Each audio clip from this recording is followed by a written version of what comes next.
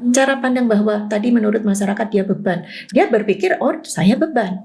Menurut masyarakat dia perilakunya negatif, nggak bisa dimaafkan. Itu yang akan dia pikirkan di dalam dirinya. Nah, sehingga bisa kita bayangkan kalau dia sendiri sudah berpikir bahwa saya adalah beban, saya adalah orang yang punya perilaku yang negatif, ya itu akan membatasi dia untuk kembali ke lingkungan masyarakat. Jadi bahayanya adalah adanya internalisasi tadi. Ini yang sering kita sebut sebagai self skema negatif.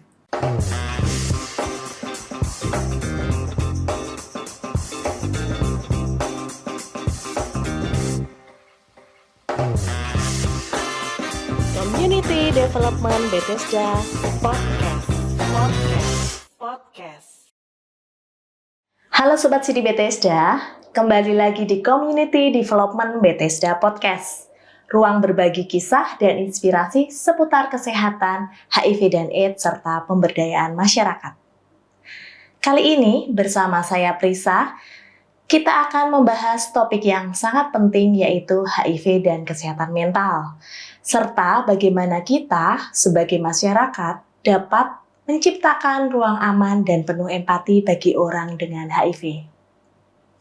Dan hari ini kita sudah kedatangan narasumber yang sangat luar biasa, seorang psikolog yang aktif di bidang pendampingan psikologis bagi kelompok rentan yaitu Mbak Jatuh Anggraini, Sarjana Psikologi, Magister Psikologi, dan psikolog dari Universitas Sarjana Wiyata Taman Siswa.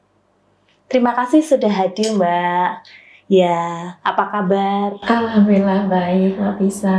Boleh disapa Sobat CD Bethesda. Halo Sobat CD Bethesda dimanapun berada, bersama Mbak Pisa dan saya tentu saja, Jatuh Anggraini, psikolog klinis dari Universitas Sarjana Wiyata Taman Siswa, Yogyakarta. Oke. Mbak Jatuh, banyak orang tuh tidak tahu bahwa HIV itu bukan hanya soal fisiknya saja, bukan hanya persoalan medis, tetapi juga HIV ini juga menyangkut mengenai kesehatan mental gitu ya. Nah, itu seberapa terkaitnya antara HIV dengan kesehatan mental gitu, Mbak? Oke. Jadi Mbak Pisa memang betul sekali bahwa HIV dengan kesehatan mental ini kaitannya banyak ya, kaitannya besar. Memang orang dengan HIV/AIDS ini lebih rentan mengalami gangguan mental dibandingkan orang pada umumnya. Nah, di beberapa penelitian juga menyebutkan bahwa 30-60% orang dengan HIV itu mengalami gangguan kecemasan maupun gangguan depresi. Nah, kita bisa lihat seperti di awal pemberian diagnosis atau ketika teman-teman ODIF baru ini menerima diagnosis, di situ kan akan terjadi satu pergolakan emosi ya. Sesuatu yang itu tuh kayak nggak pernah disangka sebelumnya. Ya, jadi dalam posisi yang biasanya dia sehat, dia baik-baik aja, tiba-tiba mendapatkan hasil yang menurut mereka itu suatu yang luar biasa akan merubah segalanya. Nah, ini yang membuat mereka jadi merasa panik, kemudian ada ketakutan, ada kecemasan, kegelisahan, dan lain-lain nih. Nah, saking parahnya bisa menimbulkan PTSD, Post Traumatic Syndrome Disorder, stress disorder, gitu ya. Jadi dengan adanya hasil ini, kemudian mereka kan pasti akan berpikir bahwa nanti hidupku akan seperti apa. Belum lagi stigma dan diskriminasi yang di masyarakat masih ada ya, sehingga mereka juga ada ketakutan untuk nanti kembali ke masyarakat, ke keluarga itu ngomongnya mau seperti apa. Nah, itu di awal tuh. Di awal dengan adanya hasil reaktif saja itu sudah menimbulkan satu perubahan mental yang luar biasa, yang tadi menimbulkan berbagai gejala-gejala gangguan tadi. Belum ketika mereka perjalanan dalam pengobatan. Kan ada yang begitu menerima hasil itu tidak langsung pengobatan, kan ada juga ya, banyak ya. Ada ketakutan nanti justru orang lain tahu gitu kan, takut nanti jadi ini menyebar, padahal ini masih dianggap negatif gitu kan. Nah, ada yang masih bertahan di situ, ada yang sudah mulai terbuka menjalani pengobatan. Nah, pada teman-teman yang menjalani pengobatan itu kan juga akan mengalami tahap jenuh. karena pengobatannya kita tahu masih seumur hidup gitu ya. Padahal ada beberapa penyakit juga pengobatannya sebenarnya seumur hidup. Nah cuma di sini kan karena ketakutannya berlebih, sehingga ada kalanya mereka itu jenuh. Kemudian ada mereka yang masih ternyata lingkungan juga belum bisa menerima. Ada beberapa kadang batasan-batasan yang mereka harus patuhi gitu ya. Itu membuat mereka juga ngerasa akan kembali lagi ke fase awal. Jadi kalau di dalam kesehatan mental itu kan ada ketika kita punya masalah itu ada tahapan sampai dengan penerimaan itu. Ada tahapannya dia penolakan dulu, denial. Ada tahapannya dia marah dulu. Kemudian ada tahapannya dia negosiasi dengan diri maupun dengan Tuhan. Ada depresi, kemudian baru ada acceptance, ada penerimaan. Nah, bisa jadi teman-teman ODIF yang di awal tadi sudah terbantu, sudah mendapatkan penerimaan, itu kembali ke fase-fase sebelumnya itu bisa. Jadi sepanjang dia pengobatan yang tadinya, kalau pengobatan itu sudah pasti ada penerimaan ya. Padahal penerimaan itu di fase awal-awal gitu ya. Justru akhir. Kalau dikatakan permasalahan tadi dia di fase akhir. Nah itu dia bisa kembali tuh ke denial lagi tuh, ke depresi lagi tuh bisa jadi. Nah itu tergantung bagaimana lingkungan juga bisa menjadi support system gitu sih. Jadi memang datanya besar banget tadi, bisa di awal menimbulkan gejala-gejala, menumbuhkan gangguan-gangguan mental tadi ya. Kemudian di fase perjalanannya juga itu akan muncul lagi bisa. Jadi sebegitu besar ya keterkaitan antara HIV dengan kesehatan mental gitu ya Mbak ya. Kemudian Mbak Jatuh ini kan aktif ya, mendampingi teman-teman ODIF dengan kesehatan mental mereka begitu. Nah itu sejak kapan Mbak Jatuh concern dengan isu HIV dan kesehatan mental, kemudian apa yang melatar belakangi kenapa Mbak Jatuh kemudian peduli dengan komunitas gitu?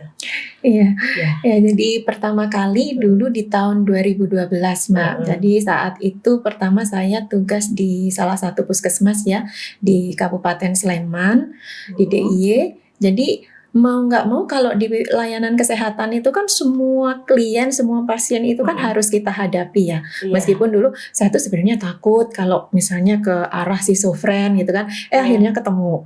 Termasuk di HIV/AIDS ini yang kayaknya saya sepanjang kuliah saya tuh nggak dapet materi ini kan. Nah, tapi tiba-tiba dihadapkan dengan permasalahan-permasalahan dengan isu-isu HIV/AIDS ini, ya akhirnya mau nggak mau kita hadapi, kita tapi terima. Ada perasaan takut dulu gitu? Awalnya justru karena nggak tahu itu nggak takut. Awalnya nggak tahu jadi nggak takut ya? Nggak takut duluan gitu ya. Jadi karena nggak punya bayangan gitu kan. Iya, HIV pun juga nggak tahu. Nggak tahu waktu itu.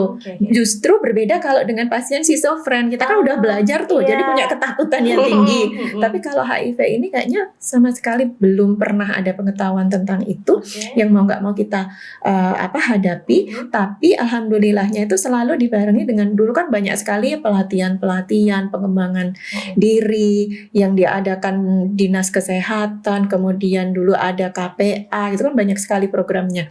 Nah itu ya kita belajar di situ sambil langsung menangani pasien. Dan alhamdulillahnya lagi kita kan didampingi berbagai lembaga ya. Ada penjangkauan, ada Vesta, kemudian dulu ada Victory Plus gitu ya juga untuk pendampingan. Nah jadi itu sangat membantu sekali. Nah, dari situlah kemudian semakin menemukan banyak pasien dengan berbagai kondisi mental yang berbeda-beda, kepribadian yang berbeda-beda, latar belakang yang berbeda-beda. Itu tuh kayak tantangannya semakin tinggi gitu ya. Tantangannya semakin tinggi yang ternyata setelah kita belajar isu ini menjadi spesifik sekali, lebih berbeda dengan kita menangani pasien yang lain yang pada umumnya misalnya gangguan depresi saja, gangguan kecemasan saja. Ini berbeda, sehingga kita punya niat untuk ini harus dilakukan.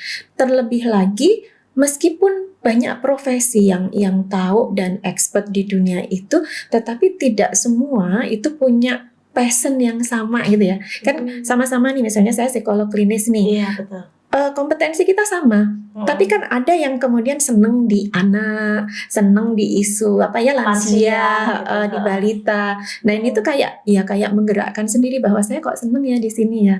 Nah dari situlah akhirnya banyak hal yang kita berdampingan dengan teman-teman di komunitas, dengan teman-teman di lembaga, kita banyak tantangan yang kita hadapi ya sampai sekarang akhirnya jadi menikmati aja. Gitu.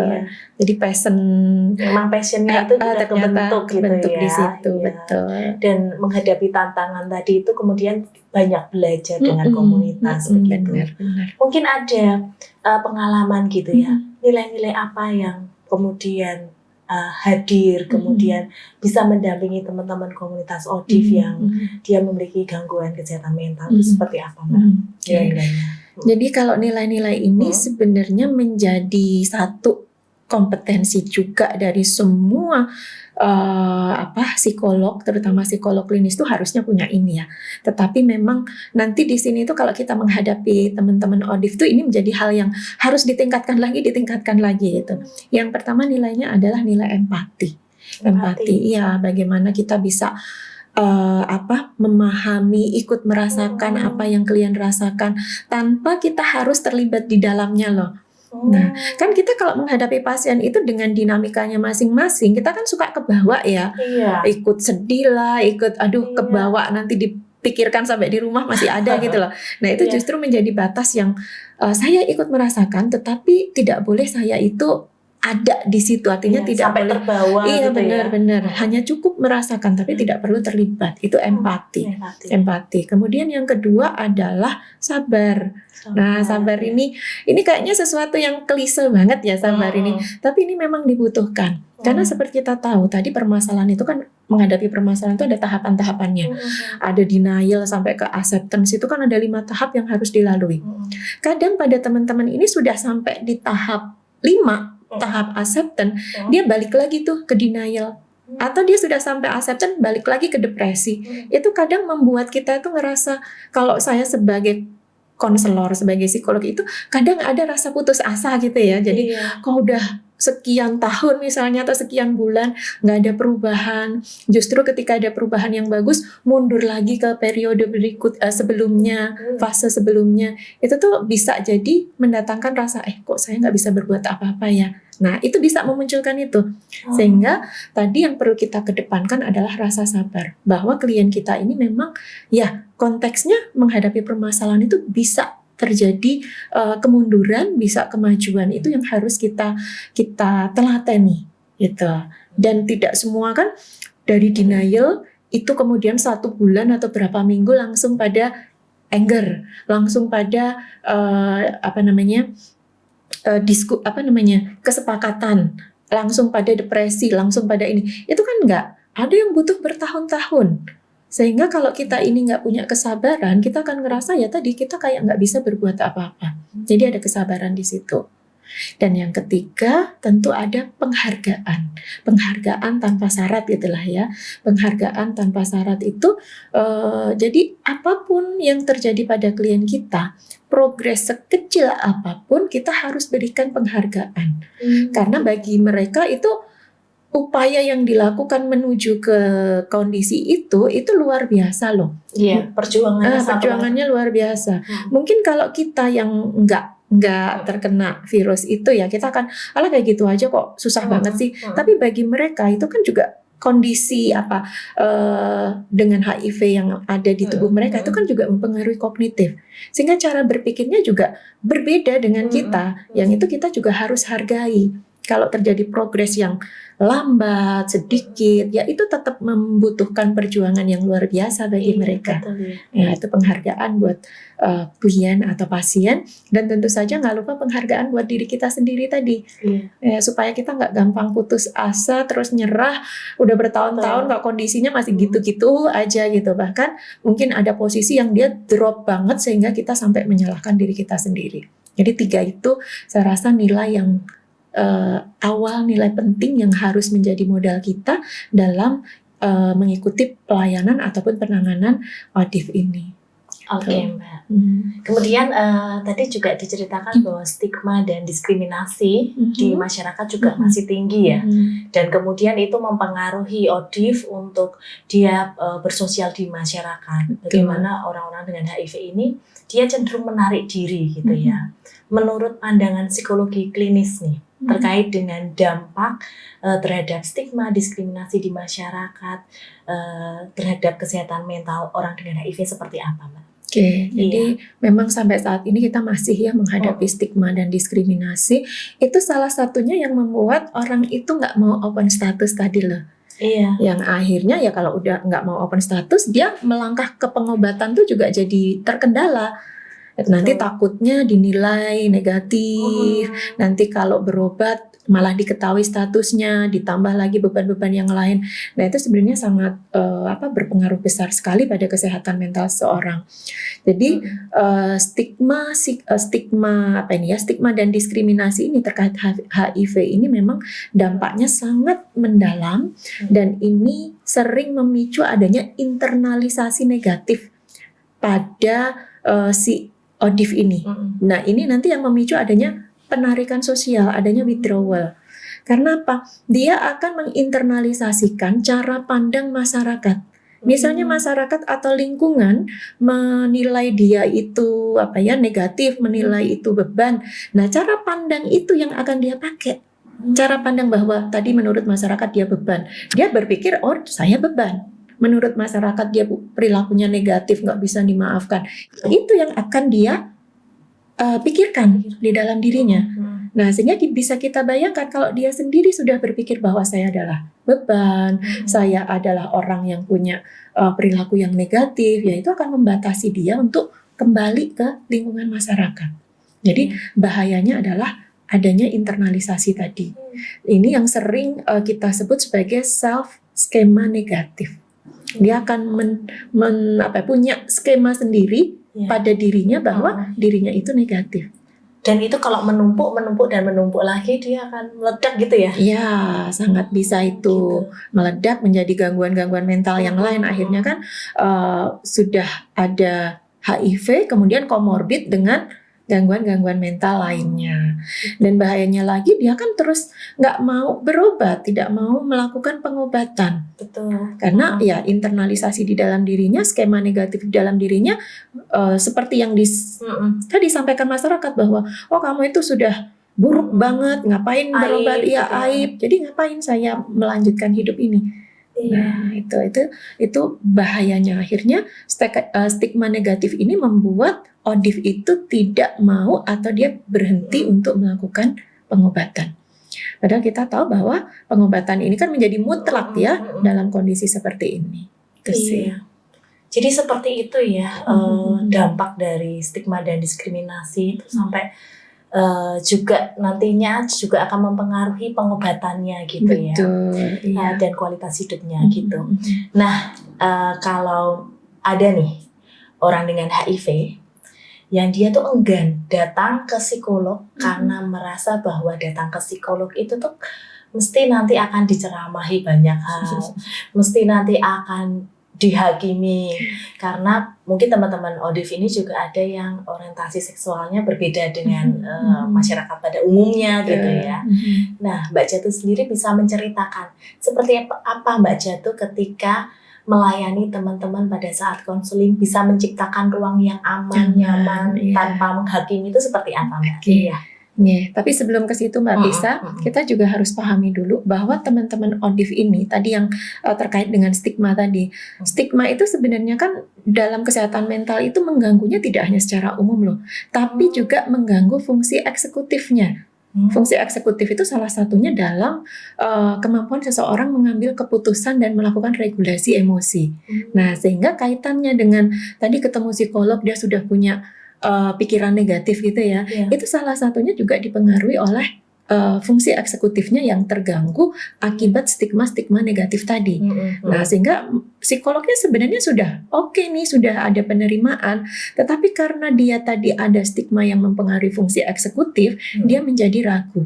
Nah, ini yang memang salah satu yang menjadi tugas menantang kita bagaimana menciptakan ruang aman yang berbeda dibandingkan pasien pada umumnya. Nah, yang pertama apa? Ruang aman itu dibangun dengan adanya trust, kepercayaan tadi ya. Karena di luar tadi stigma sudah besar sekali. Maka kita sebagai konselor, sebagai psikolog, sebagai tenaga profesional ini bangun trust dulu dan rapport. Membangun kepercayaan, membangun hubungan yang baik dengan pendekatan yang dia harus berpusat pada si pasien itu, berpusat pada klien. Jadi bukan lagi untuk kepentingan kita ya, tetapi kepentingan klien dan kebutuhannya. Nah, ini kan kadang kalau kita melihat semua klien itu kan depresi, berarti sama kebutuhannya ini adalah rasa aman, rasa penghargaan. Nah, tapi pada teman-teman ODIF ini kebutuhannya akan berbeda-beda. Tapi di awal memang biasanya yang menjadi kebutuhan itu adalah kebutuhan akan rasa aman, kebutuhan cinta kasih, sama kebutuhan akan penghargaan. Ini dulu yang dibangun.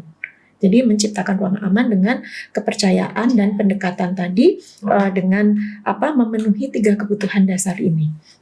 Kemudian yang kedua adalah kita perlu secara aktif itu mengatasi stigma internal. Tadi yang self skema negatif ya akibat stigma tadi ya. Nah, itu kita bantu sehingga ODIF ini berkurang rasa malunya, rasa bersalahnya, penyesalannya itu bisa kita turunkan.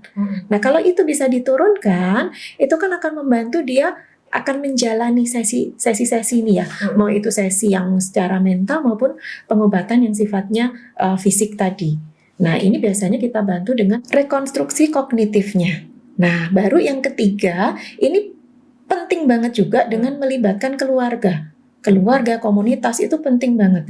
Ini untuk mengurangi stigma eksternal. Karena stigma tadi kan ada stigma eksternal, kemudian diinternalisasi jadi stigma internal gitu ya. Nah, yang eksternal ini kita perlu melibatkan orang lain, termasuk di dalamnya adalah keluarga. Maka keluarga ini kenapa letaknya kok tadi ada 1, 2, terus keluarga baru 3 gitu ya. Nah, keluarga ini baru bisa didapat kalau sudah ada penerimaan dari si pasien itu sendiri, ODIF itu sendiri. Kalau dia belum ada penerimaan, dia nggak akan terbuka sama orang lain, termasuk dalam hal ini adalah keluarga. Nah, meskipun peran keluarga itu sangat penting banget karena ada juga nih penelitian yang menemukan bahwa intervensi kelompok itu bisa keluarga, bisa komunitas, itu efektif dalam membangun dukungan sosial dan mengurangi isolasi. Nah, jadi itu bisa membuat teman-teman ODIF itu terbuka secukupnya ya pastinya, sehingga dia bisa menjalani pengobatan dengan optimal. Gitu. Dan memang di dalam penanganan ODIF ini kita memerlukan teknik trauma informed care. Jadi karena tadi di awal waktu menerima hasil tadi ya, itu kan ada trauma yang ditimbulkan bahwa hasilnya sedahsyat yang ini akan mempengaruhi seumur hidupnya. Itu mendatangkan ketakutan yang luar biasa kan? Maka itu juga perlu distabilisasi. Jadi ada 4 tadi, bangun trust dan rapport, kemudian secara aktif mengatasi stigma internal, melibatkan keluarga dan komunitas, sama berfokus pada traumanya. Itu cara menciptakan ruang aman ketika kita membantu melayani teman-teman ODIF. Oke, luar biasa sekali ya. Ternyata banyak sekali tahapannya dan banyak sekali juga dukungan kepada ODIF yang bisa diberikan gitu ya. Tidak hanya dukungan dari psikolog, tapi juga yang paling penting tadi ya, peran keluarga. Bisa jadi juga teman, bisa jadi juga tenaga medis gitu ya.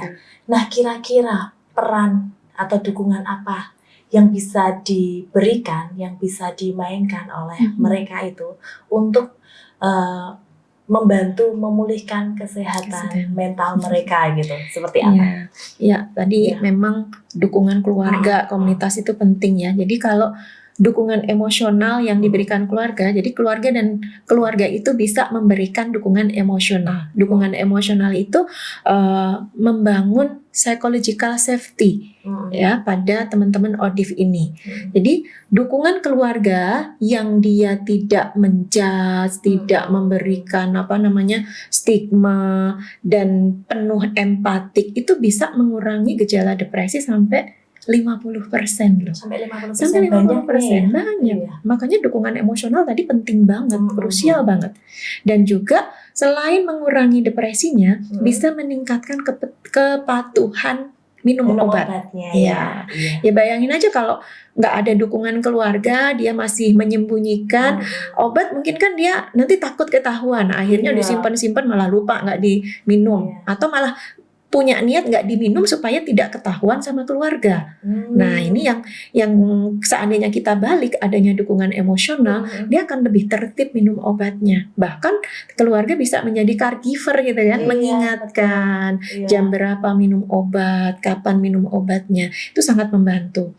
Nah jadi selain itu dukungan yang bisa dilakukan keluarga itu bentuknya adalah penerimaan tanpa syarat. Penerimaan tanpa syarat.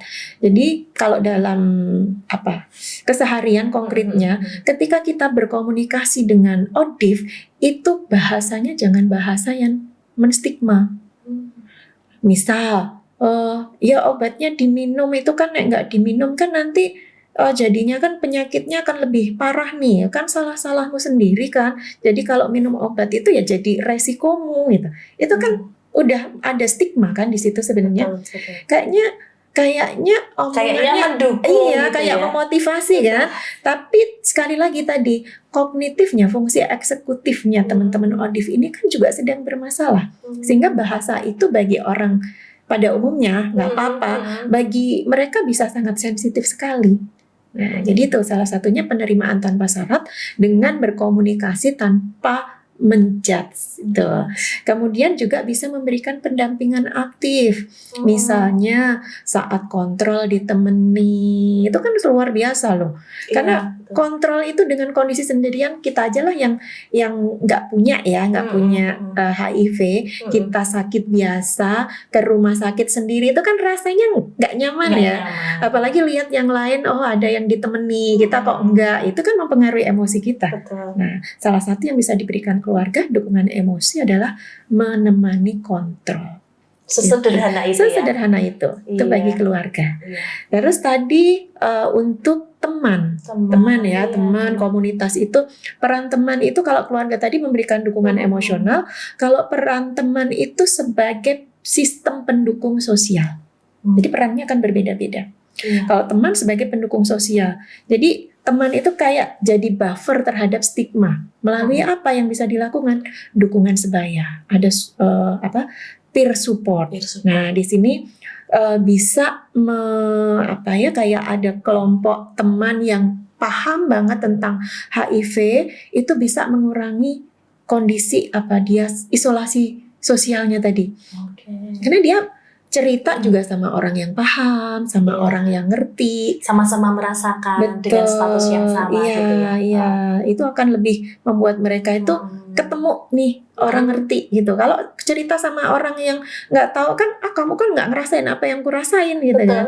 Nah, tapi kalau sesama komunitas ini akan membantu membuat mereka itu lebih merasa dipahami. Nah, selain itu teman juga bisa memberikan advokasi. Advokasi ini jadi untuk membantu melawan diskriminasi yang ada di lingkungan kerja, di lingkungan sekolah, di lingkungan pertemanan lah di situ. Karena memang dalam penelitian lagi nih, ODIF dengan jaringan pertemanan yang kuat itu punya 30% resiko gangguan kecemasan itu lebih rendah. 30% lebih rendah kalau dia punya jejaring, punya teman, punya kelompok yang memahami tadi. Jadi dia akan terhindar dari isolasi. Ditambah keluarga tadi. Tambah keluarga.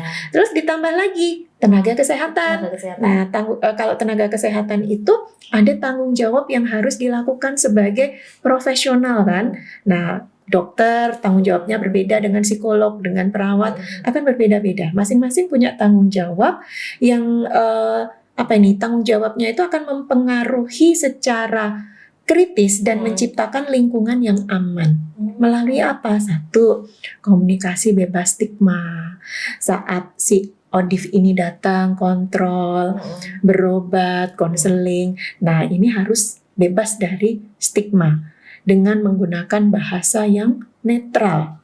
Nah, tadi kita Mbak Pisa menyebutkan bahwa teman-teman ODIF ini kan latar belakangnya macam-macam nih. Mungkin ada yang mereka tadi Mbak Pisa sebutkan punya keragaman gender, seksualitas. Nah, ini kan kalau pada masyarakat umum kan mungkin nggak tahu ya, nggak paham ya. Nah, tenaga kesehatan harus paham ini sehingga dalam berkomunikasi itu tidak yang tadi membeda-bedakan gendernya, kemudian tidak menyalahkan bahwa ini adalah satu perilaku yang dosa atau menyimpang. Gitu ya. Nah, itu kan harus dipahami juga, karena nggak semua tenaga kesehatan juga paham itu. Betul. Tahu iya, tapi paham belum tentu. Gitu. Dan dalam prakteknya kadang-kadang juga sulit ya, karena kebiasaan kita berkomunikasi begitu sok keceplosan kan. Sudah tahu, sudah paham, sudah mau melakukan, tapi kadang-kadang keceplosan. Nah, itu yang harus hati-hati. Dan tanggung jawab tenaga kesehatan selain tadi komunikasi bebas stigma, yang kedua adalah memberikan privacy dalam layanan kesehatan. Jadi memastikan bahwa informasi HIV-nya itu tidak tersebar kemana-mana. Itu tanggung jawab tenaga kesehatan. Nah, kalau kolaborasi tadi 3 ini ya, dari keluarga, dukungan sosial, dukungan emosional dari keluarga, kemudian sosial dari teman, komunitas. Iya betul. Kemudian tanggung jawab tenaga kesehatan ini dilakukan, ini akan menjadi satu pendekatan yang holistik dalam melakukan layanan pada ODIF ini. Yang ini pasti akan membuat ya mereka akan merasa berdaya, merasa punya harapan, mereka berobat secara nyaman. Ya ini akan membuat kualitas hidupnya kan jadi lebih tinggi, lebih meningkat. Gitu. Percaya dirinya juga semakin kuat. Diri, betul. Ya, semakin mampu bersosial, membangun dengan masyarakat gitu ya. Karena lingkungan-lingkungan ini aja tadi sudah menerima gitu kan, membantu, mendukung, sehingga internalisasi tadi, anggapan masyarakat terkait dengan stigma tadi akan berubah. Iya. Sih. Kemudian ini beberapa ODIF juga ada yang mengalami gangguan mental gitu ya. Tapi si ODIF ini tidak merasa memiliki gangguan, sementara teman-teman yang berada di sampingnya, sekitarnya menganggap bahwa kok dia semakin kayak ada halusinasi, ada pikiran-pikiran buruk yang terus-menerus. Nah, bagaimana strateginya supaya teman ODIF ini bisa untuk mengakses layanan kesehatan jiwa gitu ya, karena kita masyarakat umum saja yang tidak HIV saja kalau datang ke klinik jiwa itu kan sakit jiwa nih gitu. Nah, itu seperti apa? Bagaimana cara kita untuk membujuk teman tersebut gitu? Iya. Membujuk itu kita harusnya tahu dulu kondisinya. Artinya posisinya dia sekarang ada di tahap mana sih? Kalau di tahap denial tadi, terus kita seret-seret, dipaksa-paksa ketemu psikolog gitu, ya masih susah. Maka yang dibutuhkan di situ apa? Oh, motivasinya dulu, pemahamannya dia cerita dulu seperti apa. Itu nanti baru bisa masuk ke tahap-tahap yang lain. Nah, kalau denial dia masih menolak, ya hormati dulu, biarkan dulu dia berproses dengan itu. Nah, cuma prosesnya memang kita harus bantu percepat gitu kan. Jangan sampai denial sampai bertahun-tahun gitu kan. Nah, itu nanti menghambat pengobatan. Tapi ketika itu terjadi, makanya tadi kita harus menciptakan ruang aman tadi.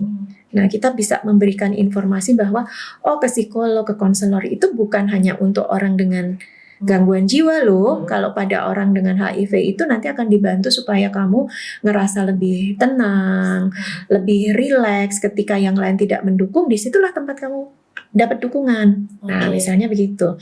Terus ketika dia di tahap marah kita paksakan untuk kita edukasi, kan juga nggak bisa. Iya, pasti mental ya. Betul. Makanya kalau orang dengan emosi negatif, bantu dulu untuk dia itu mengeluarkan atau mengekspresikan. Nah, maka kenapa ketika misalnya di rumah atau syukur-syukur sudah ke psikolog ya tadi ya, di situ akan dibantu untuk melakukan katarsis. Nah, supaya apa? Ketika dia mengekspresikan marahnya, sedihnya, itu juga setidaknya ada di tempat yang aman. Ada yang mengawasi. Misalnya di rumah belum mau dibawa ke psikolog, ya dampingi aja ketika dia marah-marah, dia sedih, nangis, itu didampingi, pastikan bahwa dia aman gitu ya, tidak mengganggu keselamatan jiwanya gitu loh. Apalagi orang lain, ganggu orang lain kan ada juga betul. ya. Yang kemudian menyalahkan orang lain kan, menyalahkan Tuhan, menyalahkan orang lain, dendam gitu kan. Nah, ini kita pastikan bahwa dia bisa mengekspresikan tetapi dalam kondisi yang aman gitu. Nanti di tahap dia sudah mulai negosiasi tuh, negosiasi aku harus gimana ya. Nah, itu baru kita bisa masuk sebenarnya. Yuk, kamu sudah, artinya kan dia sudah berpikir ke psikolog enggak, atau enggak usah aja lah. Nah, ini dibikin semakin ambigu, dibikin dia semakin bingung aja gitu loh ya, biar dia itu kemudian nanti semakin bingungnya baru kita masuk. Yuk, aku antar aja. Itu biar kamu nggak bingung lagi, kita coba aja, nanti kalau kamu nggak cocok ya sudah, nggak apa-apa kalau berhenti, yang penting dicoba. Nah, kemudian di tahap dia sudah depresi, nah ada kan tahap negosiasinya nggak jalan-jalan atau terlalu lama, bisa sampai ke tahap depresi. Nah, ini yang harus wajib kita bawa gimana pun caranya. Seperti itu. Jadi kita harus mempertimbangkan fasenya baru di tahap mana sih. Itu.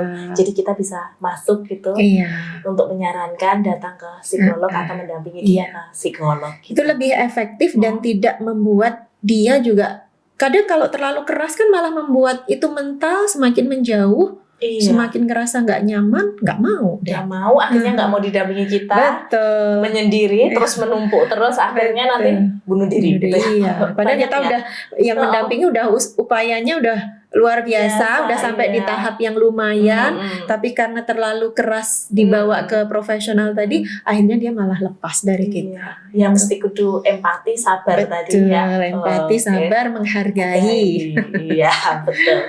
Jadi dari pengalaman Mbak Jantu dalam mendampingi ODIF yang memiliki gangguan jiwa nih, pernah nggak Mbak Jantu itu mendampingi dari awal sampai di akhir begitu, ada nggak titik balik di mana dia yang tadinya terpuruk, punya kecemasan berlebih, akhirnya dia bisa kemudian berada di posisi kondisi yang sehat secara mental gitu, ada nggak Mbak? Iya, iya pastinya ada. Ada, tapi memang prosesnya yang luar biasa ya Mbak ya. Ada kalau kita dulu zaman-zamannya kita VCT gitu ya. Tes HIV. Tes HIV voluntary gitu ya. Nah, di awal itu kan kita lakukan konseling dulu tuh, pra-konseling, terus tes darah, baru kita ada konseling setelah tes tersebut atau pasca tes itu. Nah, di situ waktu itu kan di hari yang sama.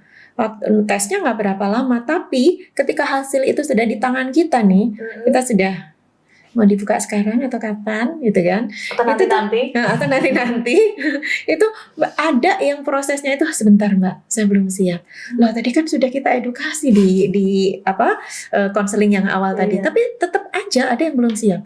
Sampai kadang kita pulang jam 4, jam 5 padahal tutupnya aja udah jam berapa ya? Itu belum mau dibuka tuh. Belum mau dibuka. Nah, proses-proses itu yang memang luar biasa ya. Itu tadi yang memerlukan kesabaran tadi ya. Nah, tapi terus begitu disampaikan, ada yang memang itu karena resiko saya tadi seperti yang udah disampaikan di konseling awal, ada yang benar-benar dia tuh nerima hasil tuh langsung pingsan Mbak. Langsung pingsan. Tadi yang kita sampaikan bahwa itu mendatangkan satu gejolak emosi yang luar biasa ya. Takut bercampur sedih, bercampur marah, nggak percaya itu jadi satu, jadi kayak letupan emosi yang membuat dia itu jadi energinya langsung merosot sampai nggak sadarkan diri. Itu ada. Sampai ada yang kemudian juga dia sudah pulang, kita dengar beberapa hari tadi percobaan suicide tadi, ada percobaan bunuh diri tadi. Nah, ini kondisi yang nggak sehat kan sebenarnya. Nah, tapi memang selalu kita dampingi, artinya dari awal saat memberikan hasil itu pun sebenarnya kita sudah berupaya memastikan ketika dia keluar dari ruangan kita, kondisinya udah baik. Mau sejam, 2 jam, 3 jam, kita tungguin. sampai dia siap, dia punya rencana habis ini mau apa. Itu untuk memastikan bahwa dia itu udah oke, gitu loh. Nah, maka kan kita tidak bisa handle sendiri karena ya betul saya memang profesional tapi saya nggak mengalami itu. Nah, maka biasanya saat-saat seperti itu kita bantu untuk menghubungkan dengan teman-teman di lembaga. Misalnya dengan di CD Bethesda, di Pita Merah, di Victory, pokoknya teman-teman pendamping. Nah, sehingga apa? Mereka akan membantu memberikan motivasi seperti apa yang mereka alami dulu. Jadi empatinya akan lebih. Itu sangat mempercepat proses dia menuju yang dari tadi awalnya dia udah sampai pingsan-pingsan, sampai ketakutan yang luar biasa, dia menjadi kondisi lebih baik itu akan lebih cepat saat itu. Ketika kita melibatkan istilahnya apa sih, caregiver atau pendamping lapangan, pendamping sebaya. Iya. Nah, itu akan lebih cepat. Jadi memang ada hal-hal yang kita tuh nggak bisa bekerja sendiri. Betul. Kita melibatkan, ya itu tadi holistik tadi ya, kita bareng-bareng gitu. Jadi kalau itu terjadi itu akan lebih cepat. Kemudian nanti dalam prosesnya bahkan kita dulu sampai mendampingi periksa di rumah sakit pusatnya. Itu jadi sampai mengurus, kalau dulu kan ada jaminan-jaminan itu ya. Kita dampingi. Jadi kita benar-benar pastikan bahwa dia kondisinya sudah baik-baik saja. Sampai pengambilan obat. Sampai dia itu udah pasti pendampingnya yang konsisten mendampingi dia itu siapa, udah kita pegang. Terus kita sarankan, kita juga masih sarankan bahwa nanti seminggu setelah ini harus kembali ke sini. Kita ukur masih stresnya masih ada tidak. Kita berikan tadi kayak stabilisasi emosi, kemudian kita masih rekonstruksi pikiran negatif tadi terkait stigma dan lain-lain tadi, bantu untuk mereka itu membuka diri, membuka status pada orang-orang yang memang dianggap penting. Nah, itu masih jalan terus proses konselingnya, proses terapinya itu jalan. Ya, dan nanti ada laporan juga dari teman-teman pendamping sebaya kan, kondisinya kita selalu update gitu. Jadi ya sampai tadi dia yang tahap acceptance tadi, dia sudah konsisten pengobatannya, tapi suatu saat dia akan kembali ke fase yang awal-awal, ya kita harus siap dengan itu karena memang tahapan itu yang biasanya dilalui. Kadang bisa di atas, kadang bisa drop ke bawah gitu. Benar, ya, harus siap gitu ya. Betul. Tapi memang profesi psikolog ini luar biasa ya, mendampingi dari A sampai Z gitu, sampai bagaimana kemudian pemulihannya dan mentalnya gitu, dan siap bersosialisasi dengan masyarakat gitu. Nah, kalau kasus HIV saat ini itu kan paling banyak itu di usia produktif. Apalagi ada teman-teman remaja nih ya. Teman-teman remaja kemudian dia sudah terinfeksi HIV, kemudian dia juga memiliki gangguan mental gitu. Menurut Mbak Jatuh nih, apa sih yang paling menantang kemudian yang menyentuh terkait dengan kasus remaja yang dia sudah positif HIV dan dia memiliki gangguan mental seperti itu? Iya, kalau pada remaja kita kan sebenarnya setiap fase itu tantangannya berbeda-beda ya. Tapi kalau pada remaja ini memang remaja itu tuh usia SMP, SMA gitu ya, mahasiswa gitu kan. Sebelum usia 21 tahun gitu kan. Nah, memang remaja itu kan secara kognitif itu cara berpikirnya kan belum sempurna. Betul. Orang itu berpikirnya bisa sempurna itu kan di usia 25 tahun. Nah, sehingga ketika kita memberikan edukasi terhadap remaja ini nggak gampang diterima gitu loh. Karena secara tahap perkembangannya pun dia tidak bisa menerima edukasi itu dengan sesempurna orang yang sudah usianya dewasa, usia lanjut itu nggak sesempurna itu gitu. Sehingga pada remaja ini kita yang menjadi tantangan itu adalah membuat atau menentukan media yang pas untuk bisa menjadi media untuk transfer ini tadi, pengetahuan ini tadi, edukasinya ini tadi. Kalau remaja hanya di konseling ngomong-ngomong gini itu kadang-kadang kan nggak usah punya masalah HIV/AIDS aja sudah susah Iya. Apalagi kalau ada masalah yang khusus terkait isu ini. Jadi kita membutuhkan metode yang pas. Kita harus nyari-nyari. Tiap remaja mungkin juga akan berbeda. Nah, itu yang kita butuhkan adalah medianya yang pas apa ya? Oh, apakah ini dengan KIE? Oh, apakah dengan menayangkan film? Oh, apakah langsung dengan kita ngasih terapi-terapi yang Permainan gitu bisa ya. yang sesuatu yang konkret gitu loh. Nah, itu lebih yang lebih menantang lah kalau untuk remaja ini. Nggak usah isu HIV aja, itu sudah menantang banget kalau di fase remaja ini. Karena penyampaiannya harus disesuaikan dengan tahap perkembangan mereka. Ya, belum lagi ketika mereka kemudian berpikirnya jauh, nanti akan berumah tangga, nanti akan kerja. Jadi kan ketakutannya kan lebih panjang gitu ya, lebih panjang. Padahal itu belum dijalani kan. Nah, membuat mereka itu bisa menerima, merekonstruksi kognitifnya tadi. Nah, itu yang membutuhkan media-media yang pas. Jadi harus kreatif ya. Iya, kreatif. betul. Kemudian saya malah berpikirnya mungkin psikolog ini juga perlu tahu hobinya dia apa, kesukaannya apa, sehingga itu bisa masuk ke dunianya. Benar. Kemudian diperbaiki juga masalah kesehatan mentalnya betul. gitu ya. Ya, karena tadi yang harus ada di awal untuk membangun ruang aman tadi kan trust. Iya, trust dan pendekatan. Maka untuk membuat remaja itu mau dekat dan percaya sama kita, yakin sama kita, ya kita kan harus menyuguhkan sesuatu yang mereka sukai. Iya, betul. Oke. Nah, ini terakhir Mbak Jatuh, pesan yang ingin disampaikan untuk Sobat Sidi Bethesda, mungkin yang saat ini sedang tahapan menerima diri ya, karena status HIV-nya mungkin dia sendiri tidak percaya diri, dan dia mungkin putus pengobatan. Seperti apa Mbak Jatuh? Silahkan. Apa ya? Oke, teman-teman ODIF dimanapun berada, kalau kita saat ini lagi lelah, lagi bosan, lagi takut, itu adalah sesuatu yang wajar. Maka terimalah perasaan itu, gak perlu ditolak. Hanya saja jangan dipertahankan terlalu lama. Karena apa? Karena kita semua ada di sini. Kita semua teman-teman pendamping, teman-teman yang peduli dengan isu ini selalu ada di samping teman-teman. Sehingga ayo berproses bareng, ayo kita bertumbuh bareng, sehingga teman-teman ODIF bisa mendapatkan kehidupan yang lebih bermakna, yang sama dengan orang-orang pada umumnya. Gitu. Kita bersama ada untuk semuanya. Luar biasa sekali Mbak Jatuh. Sobat Sidi Bethesda, hari ini kita belajar bahwa berbicara tentang HIV bukan hanya soal virus, tetapi tentang manusia, tentang perasaan, perjuangan, dan kebutuhan mereka untuk tetap kuat. Teman-teman yang hidup dengan HIV tidak hanya membutuhkan obat saja, tetapi juga penerimaan, cinta, dan lingkungan yang aman untuk menjalani hidupnya tanpa takut dihakimi. Kita semua bisa menjadi bagian dari perubahan.